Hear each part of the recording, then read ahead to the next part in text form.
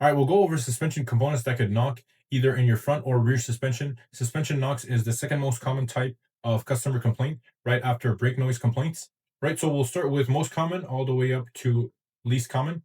First up, we have front links. They have the smallest joints in the suspension system, so they're always the first ones to go, either front links or rear links. So this is probably the component we changed the most when I worked at the dealership, as well as when I worked independent.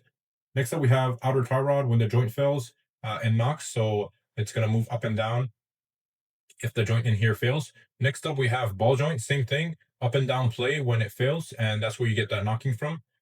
Right after that, we're going into uncommon territory. So front tables, so either the control arms, upper or lower. So it could either be replaced due to the ball joint being bad or the bushings here. So these bushings, when they wear out, they could actually cause a knock as well. But instead of just replacing the bushings, we just opt into replacing the whole control arm. It's going to be a lot easier. All right, next up is going to be shock absorbers. So what causes the knocking noise is actually the shock absorber itself, not the spring or the top plate bearing. So it's uncommon for these to fail, but when they do fail, it's going to cause a knocking noise when going over bumps. The rear shock absorbers actually fail more often than the front ones. So this one you could actually put around in this area here.